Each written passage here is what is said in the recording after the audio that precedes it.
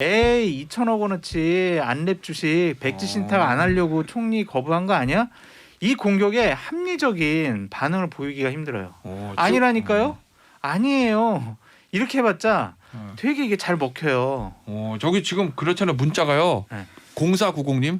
돈이 무섭죠. 주식 처분해야 되는데 총리 하겠어요? 그러니까 이제 이런 얘기가 나온단 말이에요. 근데 반면에 근데 이것도 오해가 있어요. 오해지. 백지 신탁을 맞지. 한다고 주식이 처분되는 게 아니에요. 그렇지. 네. 네. 예를 들어서 장하성 실장 같은 경우 다 백지 신탁했지만 안 팔았죠. 예, 전혀 팔린 게 없어요. 네. 편한 길 있는데 왜 험한 길 가냐고요. 그걸 왜 바퀴를 쳐줘요. 아니 내비게이션을 치면은 지름길 뭐 적합한 길 이렇게 나오잖아요. 그 길로 가지 왜 꼬불꼬불 산길을 가냐고요. 그걸 왜 그렇구나. 바퀴 쳐줘요. 자, 그러면 이제 김태현의 정치쇼. 수요일 김태현 정치쇼 수요일 2부와 3부는 역시 김태현 정치쇼 최고의 시그니처 코너 탑 오브 탑. 가장 중요한 시간. 여의도 타짜 시간입니다. 박수. 오늘은 안 하던 박수 쳤습니다. 네. 세 분 모셨어요. 윤태원 더모아 정치분석실장, 장성철 대구가톨릭대 특임교수, 김상래 시사평론가 모셨습니다. 안녕하세요. 안녕하십니까. 자, 오늘은 저희가 이게 할 게 너무 많아요. 이 김정수 옷값 얘기도 해야 되죠. 일단 10시에 안철수 인수위원장 기자회견 하니까 총리 누가 되냐 요것도 해야 되죠. 박홍근 원내대표 얘기도 해야 되죠. 준스톤 얘기도 해야 되죠. 아이고 맞네요. 그런데 그래도 뭐 짧게 요거부터 좀 해볼게요. 문재인 대통령하고 윤석열 당선인 요 회동했었잖아요. 그 회동하고 나서 첫 번째 우리 타짜 시간이니까 우리 세 분 요 회동에 대한 평가는 그래도 한 번씩 듣고 가죠. 우리 윤태곤 실장부터. 뭐 잘 하셨죠. 잘 했고 2시간 50분. 네. 우리가 이제 친한 친구끼리 만나서 저녁 먹어도 거의 3시간 이야기하기 쉽지 않잖아요. 그럼 네, 이렇게 네. 2시간 50분 동안 만났다는 자체는 분위기가 괜찮았다라는 거 아니겠습니까? 그러니까 양쪽에서 이야기 나온 거가 보통 이럴 때 항상 그러긴 합니다만은 뭐 아주 화기애애했다라고 하니까. 그리고 화기애애할 수 있었던 거는 이 회동을 통해서 갈등이 정리됐다기보다는 그 이전에 몇 가지가 정리된 거, 뭐 예컨대 감사원에서 감사위원 추천 적절치 못하다. 네. 뭐 그렇게 뭐 말한 거라든지. 그리고 지금 뭐 이거 해석이 약간 엇갈립니다만은 5월 10일에 새 대통령이 용산에 못 들어간다는 거잖아요. 물리적으로. 뭐 왜 그런 거죠, 그쪽에 지금. TF에서 3월 25일까지 뭐 돈이 돼야지 되는데 그럼 3월 25일 지나간 거잖아요. 그러니까 그런 게 이제 오히려 풀려가지고 만날 수 있었던 거 아닌가 싶어요. 우리 김상래 평론가님. 일단은 천리길도 한 걸음부터라는 말이 있잖아요. 맞네. 그래서 분위기 조성, 뭐 첫 단추, 네. 뭐 이런 평을 좀 할 수 있지 않을까. 그래서 앞으로의 협치는 지금부터 잘 만들어가는 것이다. 이런 말씀을 드리고 싶고요. 그래서 뭐 이렇게 뭐 이게 협치의 방점을 뒀냐, 뭐 세세한 뭐 그 면밀한 검토에 방점을 뒀냐 이런 얘기 많이 나오는데 어떤 말꼬리를 잡거나 불만을 이야기하는 것은 또 다른 말꼬리와 또 다른 불만을 나올 수 있기 때문에 주변에서 그런 걸 좀 자제하는 것이 협치로 가는 길에 도움이 될 것이다. 이런 말씀을 드리고 싶습니다. 그 진부실 이전도 청와대에서 협조는 해준다는 거죠. 그쵸. 다만 이제 네. 구체적으로 이제 안을 가져오라는 얘기인 거죠. 네네. 인수위 보고. 그러니까 제가 예산을 좀 오래 해서 말씀을 네. 드리면 네. 이게 절차라는 게 있어요. 네. 우리는 뭐 엄밀하게는 예산을 법률주의를 가지고 있지는 않지만 예산안을 통과시킴으로써 사실상의 법률주의를 하고 있거든요. 그러니까 예산을 일정 규모 이상을 쓰는 거를 대통령이 마음대로 결정할 수가 없어요. 국회에서 논의를 통해서 국민의 동의를 얻어가지고 쓰게 돼 있거든요. 그렇기 때문에 지금 절차적으로도 이 예비비 요건에 안 맞는 것을 밀어붙이는 게 맞지가 않고요. 그다음에 규모가 너무 커요. 옳은 말씀입니다. 네. 그래서 제 생각에 제가 조언을 드린다면 일단 용역비 정도 네. 어떻게 잘 이전할 것인가, 아. 어떤 문제들이 있는가 이런 네. 걸 검토하는 네. 용역비 정도를 뭐 예비비로 쓴다면 네. 그 정도 수준이라면 아무 논란이 없지 않을까. 그리고 어차피 5월 10일 이전에 청와대 이전이 어려워졌다면 조금 여유를 가지고 국민의 동의를 얻어가면서 국민의 박수를 받아가면서 옮기는 것이 좋지 않을까 이렇게 조언을 드려봅니다. 알겠습니다. 옳으신 말씀을 네. 하셔서 정말 감사하다라고 말씀을 드리고. 박수는 안 쳐줘요? 근데 제 생각에는 근데 인수위 쪽의 생각은 이런 걸 것 같아요. 뭐 지금 이제 단계적인 것들이 있지 않습니까? 그러니까 지금 당장 준비를 해야지 뭐 한 7월이라도 들어갈 수 있으니까 그 돈에 대한 편성은 해줘라. 그건 얼마든지 할 수 있죠. 근데 이제 그 뭐 합참이 이전하고 뭐 이런 거 그 구차적인 부분은 해정부 들어가가지고 좀 더 예산의 절차를 밟아가지고 하겠다 뭐 그런 정도 생각이겠죠. 이러면은 청와대 입장에서도 뭐 현 정부 미래 정부 하고 싶다는 거 협조해 줬으니까 명분 살고 저 이 당선인 입장에서도 어차피 청와대 협조로서 가는데 꼭 5월 10일 날 바로 용산 못 가도 부담은 좀 더는 거 아닌가? 그렇죠. 근데 이제 그러겠죠. 청와대에서 이제 뭐 면밀히 검토하여 협조라고 했대. 그럼 지금 청와대가 인수위하고 뭘 의논할 건 아니잖아요. 예를 들어 국방부라든지 행안부라든지 이런 데가 이제 의논하세요라고 할 거 아니에요. 그럼 국방부가 인수위하고 협조 막 의논하다가 우리가 보는데 안 되겠는데요. 라고 하지는 않겠죠. 아마도. 정부 근데 바뀌니까. 사실은 이렇게 국방부, 기재부 이런 데를 끌어들이면 부처가 되게 곤란해져요. 저도 뭐 이 건 가지고 기재부의 여러 공무원들과 토론도 하고 질의도 하고 이래봤지만 하나같이 너무 곤혹스러워하는 거예요. 진짜 힘든 거예요. 그분들은 무슨 죄를 졌다고 정치적으로 이쪽으로 흔들렸다가 저쪽으로 흔들렸다가 이래야 되겠어요. 정치인들이 좀 절차를 잘 알고 순리대로 좀 했으면 좋겠습니다. 피디님 이 저 김태현 변호사의 편파적인 진행에 대해서 경고 좀 해주십시오. 뭐 또 편파적으로 하는 거야 또. 아니 왜 내 얘기는 안 들어보고 왜 두 사람 얘기만 계속 하는 걸 이렇게 자. 방치하십니까? 시간 많이 드립니다. 장성철 교수는 어떻게 봤어요? 문윤 회동. 짧게 얘기할게요. 짧게. 그건 짧게 얘기한다며. 길게. 시간 많이 준다니까. 화기했지만 애매했다.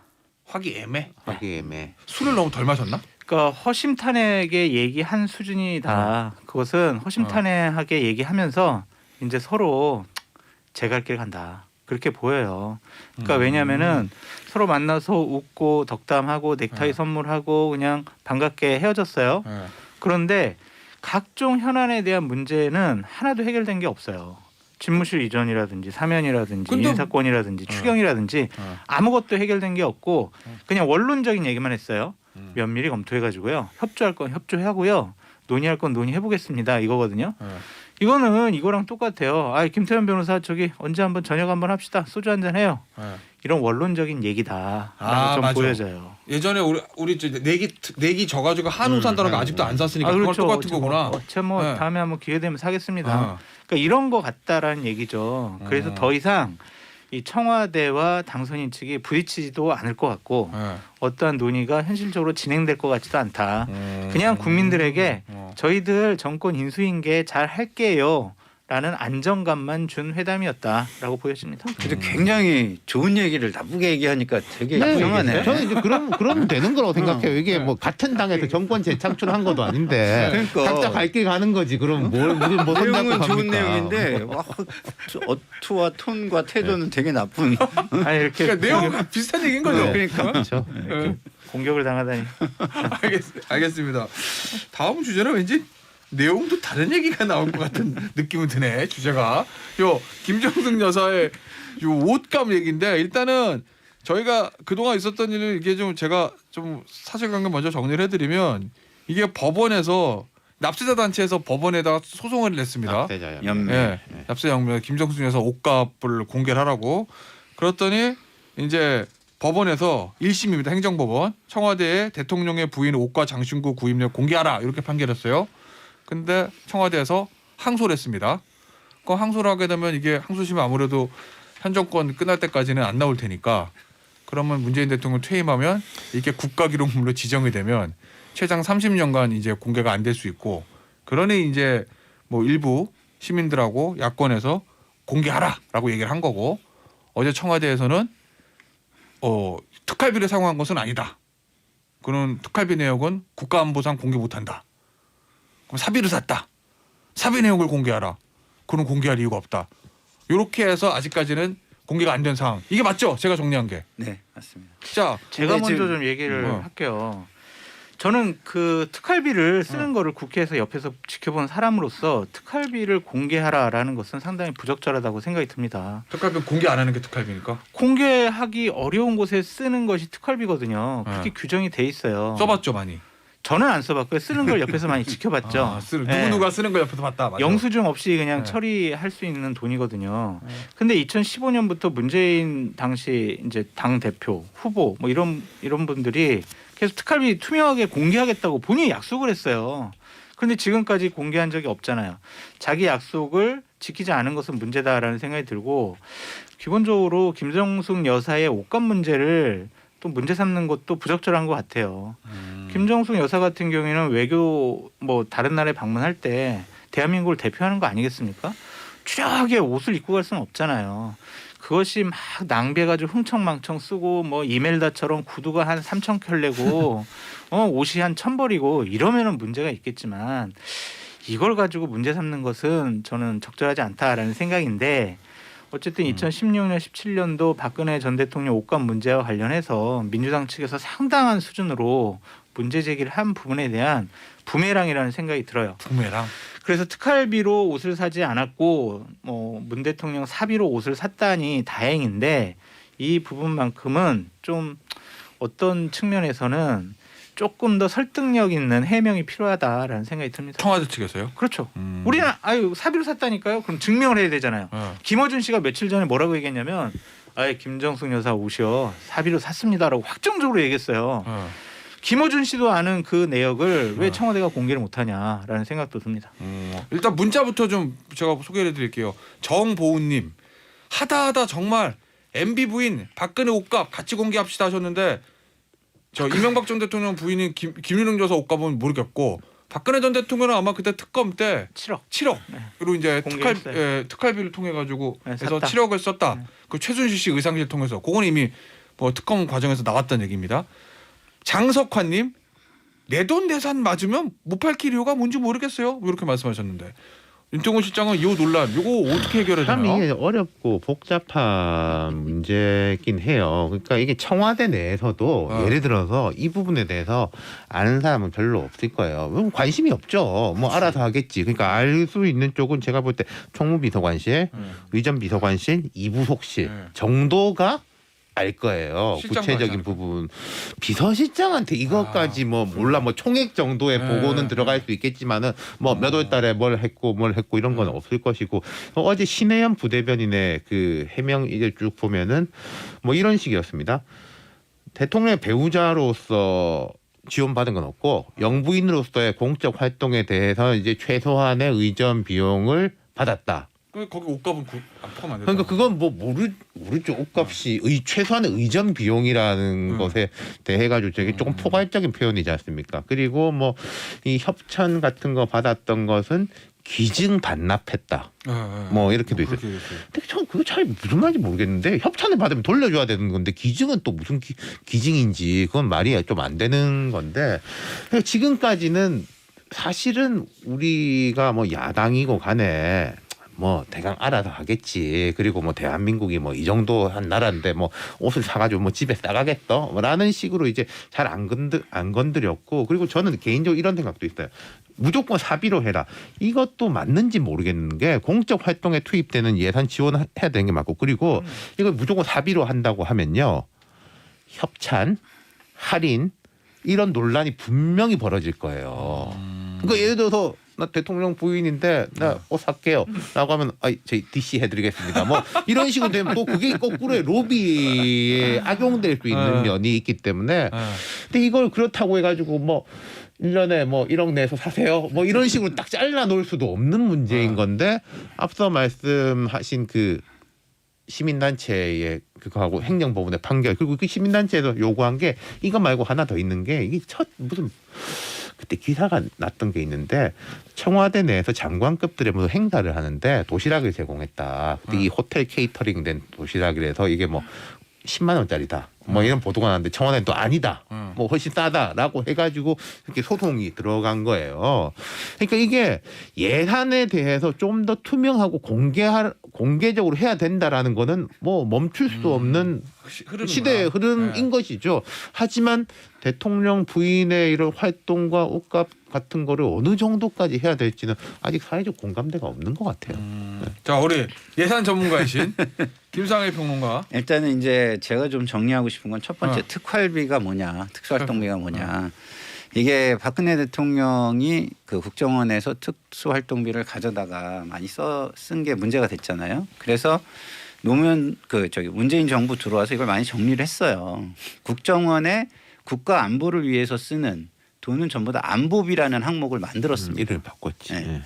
그래서 안보비가 국가 안보를 위해서 쓰는 돈이지 특활비가 아니에요. 그러면 특활비는 왜 남겨놨냐? 특활비는 수사, 정보 활동 이런 걸 또 할 수 있거든요. 그거는 뭐 특별 사법 경찰관도 할 수 있고 기존에 그냥 정보 활동하는 경찰도 할 수 있고 군도 할 수 있고 여러 가지 기관에서 할 수가 있어요. 그래서 특수활동비는 이제 뭘로 바뀌었냐면 기밀 유지가 요구되는 정보, 사건 수사 이에 준하는 국정 수행에 직접 소요되는 돈이 직접 소요되는 돈. 그러니까 특수활동비를 옷값에 쓸 수가 없죠. 지금 규정이 바뀌어서. 네, 쓸 수가 없어요. 그리고 기본적으로 국회도 특수활동비를 더 이상 쓰면 안 되는데 관행이 남아서 쓰고 있어요. 근데 법원이 판결을 했어요. 국회는 이런 정보활동이나 뭐 사건 수사 뭐 이런 것들 없는데 그런 거를 만약에 썼다면은 다 밝혀라 해가지고 이미 판결이 한번 나왔어요. 근데 국회가 제대로 밝히고 있지 않아요. 네. 어느 정도 수준까지는 밝히는데 다 밝히지 않아요. 예? 그러니까 아직까지도 이 특수활동비 부분이 굉장히 투명성이 좀 떨어지고 있는 부분이 있는 거는 맞거든요. 네.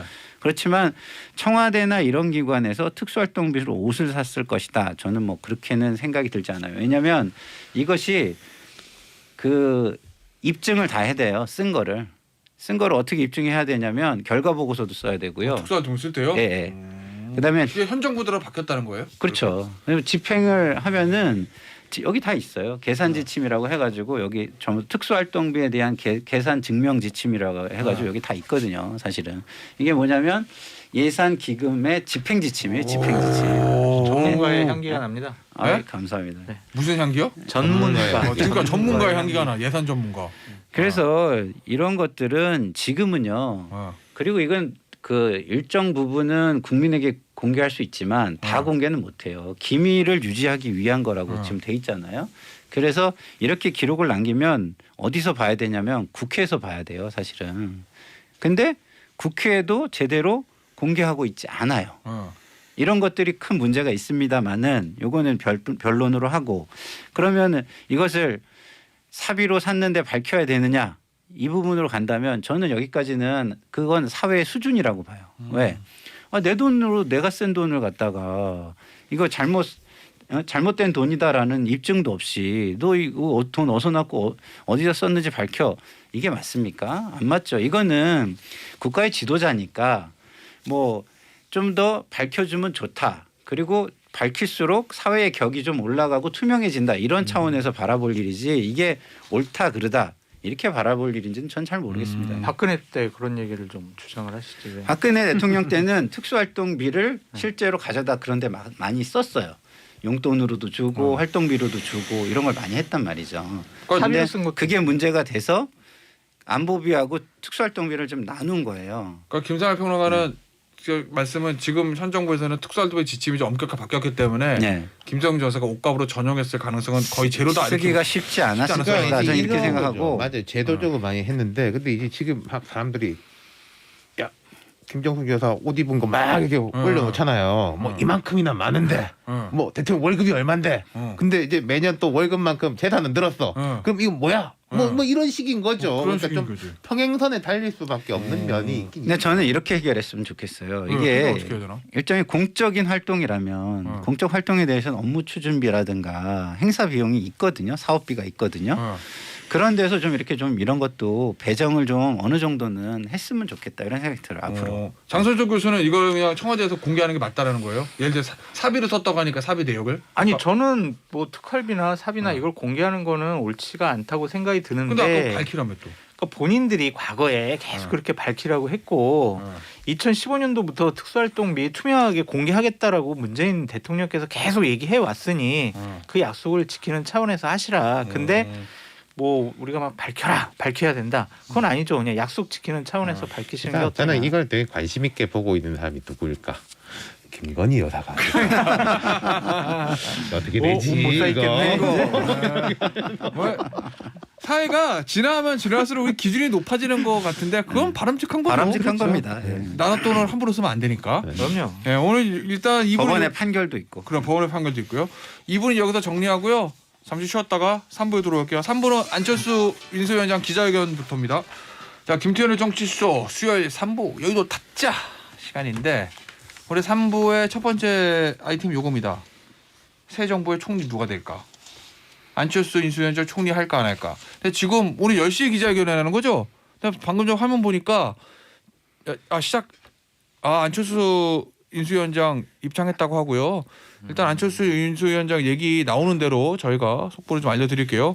근데 어제 저녁에 나왔던 TV조선인가요? 단독 보도하고 오늘 아침 이제 조간신문 일부 조간신문 조선일보 비롯한 일부 조간신문 보면 안 맞겠다는 거거든요 지금. 안 하겠다. 저 어제 오후에 당선인하고 1대1 독대했는데 총리 안 할 건데요. 총리 안 할 겁니다. 비슷한가? 아니요. 안 비슷해요? 비슷해서 것 같아요. 그쵸, 하겠다는 기자회견을 할 수는 없는 거잖아요. 지금 뭐 3배수, 5배수 이렇게 하는데 그러네. 야. 제가 열심히 뛰겠습니다. 저를 해주십시오. 오늘 그건 말이 안 되는 날카롭습니다. 거잖아요. 이 실장님 윤스트라다무스. 그러네. 저 총리 하겠습니다. 근데 막 당선인은 총리 인선 다른 사람 발표해. 그럼 안 되잖아. 그러니까 안 하겠다는 내용일 것 같아요. 같기는. 그렇죠. 그러면 일단은 총리를 맡지 않겠다라는 내용으로 기자가 할 거라고 가정으로 하고 말씀을 드리면 안철수 인수위원장은 왜 이런 선택을 했을까요? 대부분 다 총리 영순이다 그랬잖아요. 공동정부니까 뭐 인수위원장부터 총리까지. 자, 이 세 분 중에서 안철수 위원장하고 그래 제일 가까웠던. 가까웠던. 그러니까 어떤. 그러니까 뭐 이런 거는 네. 옳고 그름의 문제는 아니고 선택과 판단의 문제라는 거 이제 전제로 하고요. 그러니까 총리를 안 한다라고 했을 때는 총리를 그럼 안 하면은 장관을 하는 건 아닐 거 아니에요. 그렇죠. 그럼 이제 당으로 간다라는 뜻일 텐데 이제 이런 것도 있겠죠. 이제 합당하는 거지 않습니까? 기정사실이잖아요. 국민의당하고 그렇죠. 국민의힘 합당을 하는데 그럼 안 위원장이 총리나 내각으로 왔을 때 그럼 당에 뭔가 내 역할 대신 맡길 사람이 있냐? 그게 없긴 해요. 없죠. 예. 뭐 이태규 의원 정도인데 이태규 의원은 조금 이제 기획자나 전략가의 느낌이지 앞에 뭐 조직을 하고 이런 느낌은 아니란 말인 거죠. 그러니까 그걸 이제 좀 빨리 안착을 하는 쪽으로 뭐 선택을 한 것 같아요. 그렇다고 해서 근데 참 이것도 어려운 게 이준석 대표의 임기가 많이 남았지 않습니까? 매년. 그러니까 이거 지금 이 상황에서 뭐 우리 전당대회 합시다 이런 상황도 전혀 아니란 말이에요. 새 정부가 출범하면은 인사청문회도 거쳐야 되고 뭐 대통령실도 이전해야 되고 이제 되게 숙제가 많은데 거기다가 전당대회를 얻는다? 그거는 뭐 말도 안 되는 거죠. 그러니까 당으로 간다고 해도 이게 되게 좀 꽃길이 열리는 건 아니다 이렇게 볼 수 있죠.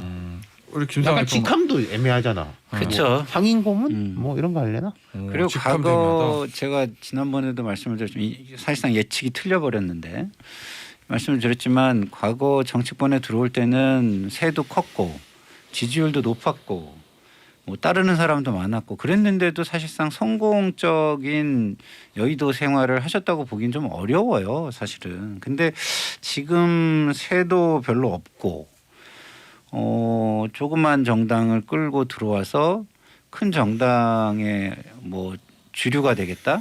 저는 쉽지 않은 것 같고 좀 아재 개그를 하면 당선인은 용산 간다는데 안철수 대표는 지금 오산을 하고 있다. 오산으로 가고 있다. 이런 생각이 좀 들어요. 날카로웠어. 네. 아 재밌어. 야 이거 썸네일 뽑아도 되겠다. 어? 당선인은 용산, 오산. 안철수는 오산 뭐 이렇게. 보다는 안민석 의원의 안민석은 띄워주기 위한 고도의 전략 아닙니다. 같은데. 전혀 아닙니다. 오해하지 마십시오. 안민석 원하고도 친분 관계 그냥 있잖아요. 이게 래핑 라임에서 나온 거라고 생각하시면 됩니다. 예. 장 교수는 어떻게 보셨어요? 안철수 대표의 선택 총리 가는 게 맞다고 보시는 거예요? 저는 본인의 총리 가는 정치적 게 미래를 위해서. 맞죠. 어떤 점에서? 당대표 많이 해보셨잖아요. 국회의원도 해보셨고요. 네. 정당에 오래 있어 봤잖아요. 네. 그러면은 대통령을 가기 위한 길이라면 네. 부족한 부분을 채워야 되는데 그것은 본인도 얘기했듯이 행정 경험이 없었잖아요. 총리하면서 2인자로서 행정 경험 쌓고 본인의 역량 보여주고 이낙연 전 대표 후보가 문재인 정권 첫 총리로서 잘 해왔기 때문에 대권 후보로 뜬 거 아니겠습니까? 당 대표도 하고. 근데 그 전에는 대권 후보 당 대표라고 아니었죠. 못했죠. 전혀. 그러니까 그런 수순을 가는 게 좋았을 것 같은데 왜 다시 당으로 오신다고 하셨을까? 솔직히 좀 이해가 안 되고요. 한번 오산이라니까. 예. 본인이 한 얘기를 좀 보고 분석을 해봐야 될 것 같아요. 그 권성동 의원이 라디오 나와가지고 뭐 좋은 거 다 하려고 그냥 인수위원장 했으면 됐지 총리 안 돼. 뭐 이렇게 윤핵관 중에 한 명은 권성동 의원 그랬잖아요. 그때 막 야 이건 뭐 안철수 인수위원장에 대한 견제가 있는 거 아니야? 뭐 그런 분석도 있었고 그런 것들을 감안한 행보라고 보면 안 돼요? 글쎄요. 그게 꼭 그럴까. 권성동 의원은 요즘 이제 이준석 대표하고의 조금 밀착감이 높아지는 느낌이 좀 권성동 있어요. 의원이요? 네, 그러니까 아 정말이에요? 2030에 이제 막 쥐고 있으니까 이준석 대표가 그 좀 그런 느낌도 있는데. 혼자 사이 안 근데 좋았잖아요. 제가요 그 안철수 대표 주위 사람들한테 이런 말 들었는데 옛날 어. 민주당하고 합당했지 않습니까? 네. 그때보다 훨씬 낫다는 거야 여기가. 어. 그 민주당의 왜요? 약간 그 운동권 내기 선골 뭐 이런 순혈주의. 것들이 순혈주의하고 그때 저는 제가 그때 같이 일할 때래가지고 와 그냥 장난 아니었어요. 딱 하나 명분으로 건 게 기초 무공천이었거든. 네. 그 딱 들어오자마자 전당원 투표로 해가지고 네. 엎어버렸잖아요. 그래가지고 그때 안 대표가 대표실에 한 10시간인가 밖에 안 나왔어요. 뭐 게임이 많이 했는데 뭐 어쩌서 돌아가가지고 이제 계속 뭐 뒤에서 이제 씹어대는 거는 뭐 장난도 아니었었고 근데 그에 비해서 뭐 이제 보수 정당이 그런 건 좀 덜하다 이런 이야기는 하더라고요. 아니 저는 그 말에는 동의하기가 좀 어렵고 순혈주의 부분은 이념적인 거니까 그런 게 있어요. 근데 이해관계에 밝은 분들은 오히려 저는 국민의힘 보수층이라고 좀 그러니까 보거든요. 그런 거죠. 그 이해관계 도움이 되느냐 안 되느냐 그리고 예를 들어 국민의힘 같은 경우에는 윤석열 당선인도 뭐 원래 정치 이쪽에서 하던 사람이 아닌 거잖아요. 그러니까 그런 게 이제 많이 깨져 있는 건 사실인 것 같아요. 근데 이준석 대표가 확실히 정보도 빠르고 판단력이 빠르다라는 생각이 드는 게 지난주 말에 자질이 있다. 아이고 안철수 대표님 총리로서 충분히 자질이 있습니다. 뭐 이렇게 밀어내기 했잖아요. 아, 전 살다가 이준석 대표가 안철수면 저 칭찬하는 거 처음 그러게 들어봤어. 말해요. 저도 깜짝 놀랐는데 그때 알고 있지 않았을까라는 생각이 드네요. 그러니까 지금 총 보니까. 당으로 올 것 같으니까 오지 마세요. 오지 말고 그냥 거기 계세요. 이런.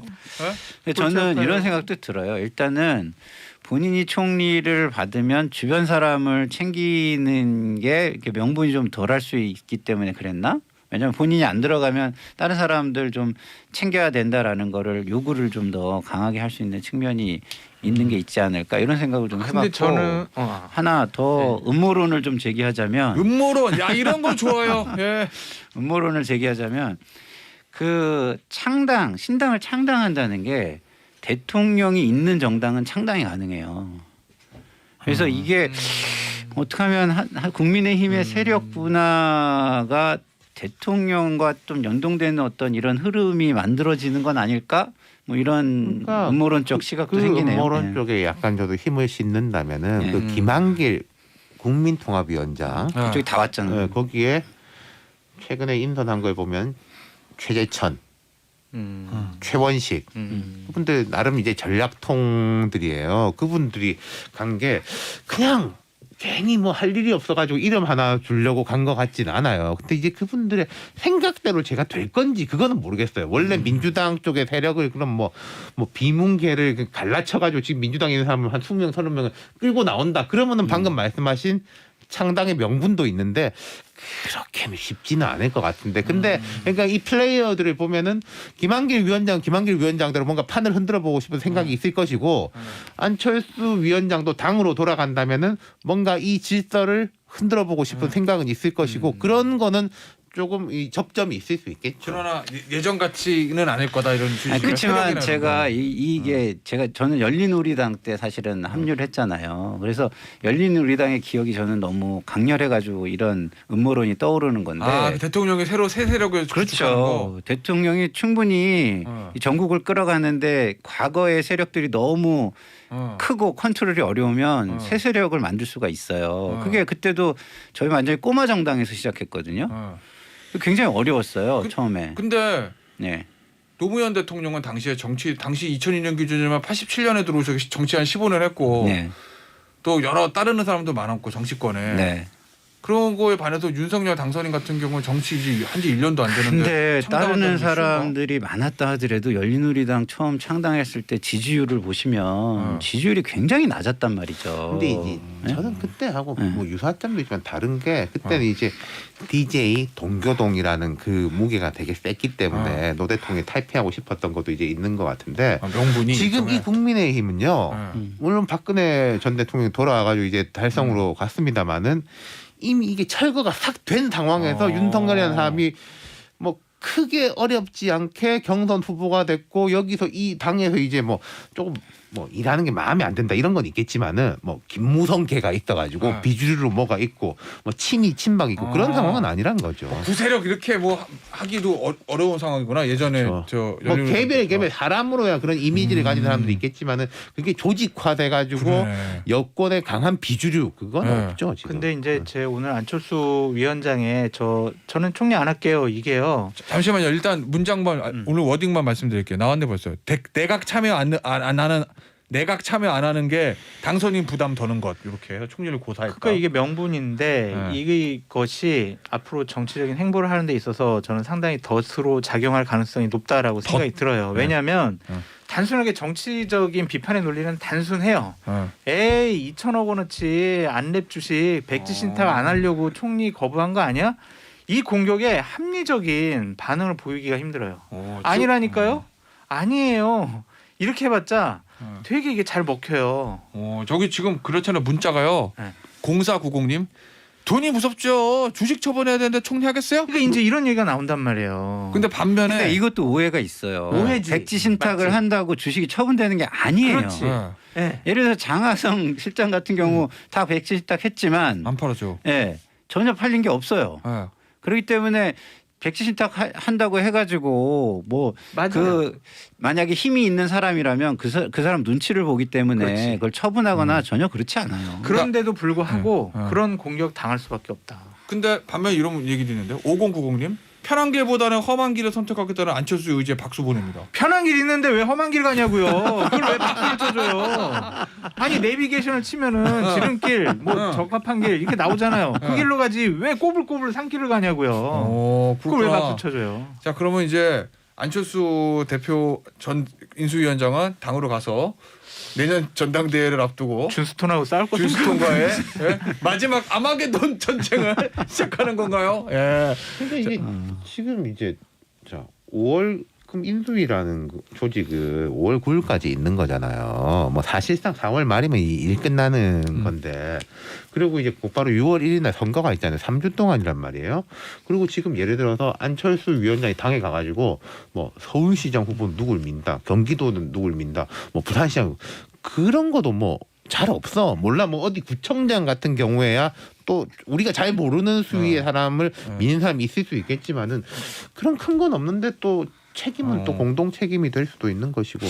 알겠습니다. 사실은 근데 이제 신임 그럼 총리 누가 될까 짧게만 해볼게요. 왜냐면 이번 주말에 발표한다는 얘기들이 좀 있어서 어떨 것 같아요? 지금 안철수 언급되고 위원장이 있는, 아니면 지금 언급되고 있는 사람에서 된다라고 볼 수밖에 없죠. 새로운 제3 인물을 2, 3일 만에 검토하기는 어려울 테니까 한독수 전 국무총리, 김한길 대표, 뭐 박주선 전 대표 이 정도 아닐까요? 그럼? 김상현 평론가는요. 저는 이제 음모론에 좀 힘을 실른다면 나 너무 좋아 음모론. 나 이런 거. 그럼 김한길 전 대표. 그래서 정계 개편? 예. 또 총리가 정계 개편을 아니 기획이 엄청 아니야. 뛰어나신 분이고 국무총리실에서 정계 개편 주변 사람들을 이렇게 설득하고 이렇게 모아내는데도 힘이 있고. 그게 지금 우리가 뭐 오미크론도 있고 안보 환경도 좋지가 않은데 새 정부 출범하자마자 새 총리가 그거 한다? 저는 그 감당 안 될 거라고 생각해요. 오산이라니까요. 그런 식의 일을 죄송합니다. 한다라는 게 마음은 몰라도 음모론에 그러면 입각해서 우리 윤태곤 실장은 누구예요? 총리. 좀 경제 컨셉으로 가지 않을까요? 경제 컨셉. 그렇다면은 한덕수 뭐 그런 분들 좀 박용만 전 회장 어때요? 거기도 경제 컨셉에 속할 수 있는 거죠. 그렇구나. 지난주 금요일날 주식 다 팔았다고 그래가지고. 그거 보도 있었어요. 네. 알겠습니다. 일단은 뭐 요 정도로 얘기하고 주말에 되는 거 봐서 다음 주 수요일 날은 신임 총리 후보자 얘기 내정자군요. 내정자죠. 내정자 얘기를 할 수 있지 않을까 싶네요. 오늘의 마지막 주제는 안철수 위원장이 얘기했으니까 준스톤 얘기도 해야죠. 야, 아마겟돈을 앞두고 있는 준스톤 얘긴데 저기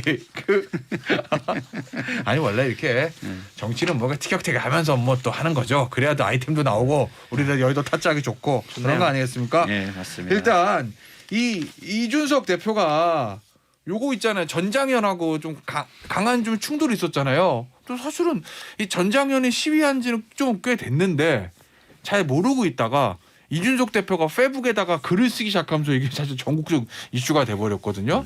뭐 일단 전장현에서 오늘부터 시위는 중단한다고 하니까 뭐 좀 싸움은 수면 아래로 가라앉는 모양새긴 한데 이정훈 실장부터 이준석 대표의 이번 전장현과의 충돌 여기에 대해서 어떻게 평가하세요?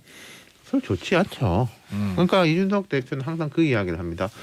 내가 예를 들어서 뭐 여성 갈라치기, 장애인 갈라치기 한 구체적인데 뭐 말의 발언을 가지고 와봐라. 내가 뭐 쌍욕을 했냐 막말을 했냐라고 쌍욕 막말은 없는데 근데 이 갈라치기라든지 이런 거 상처는요.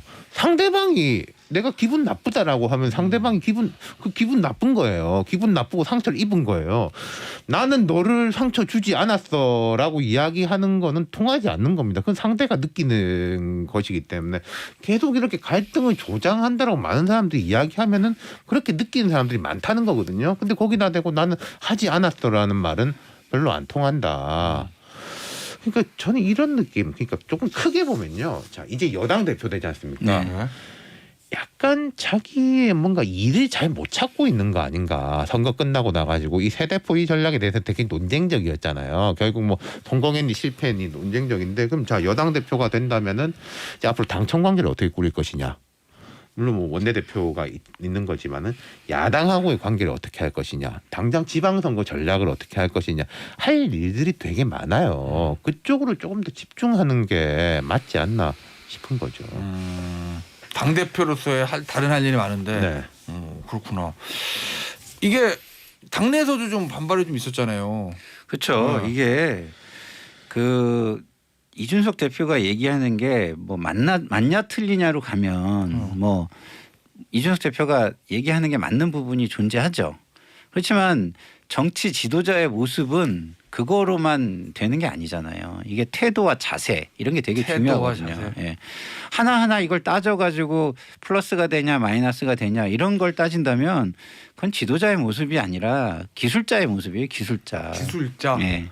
그러니까 뭐 선거 기술자가 본인이 되고 싶다면 계속 그렇게 해도 되지만 지도자의 모습을 갖추려면 일단은 자기의 위치가 가지는 힘, 그 힘이 남한테 미치는 영향력 이런 걸 좀 파악할 필요가 있고요. 이런 거잖아요.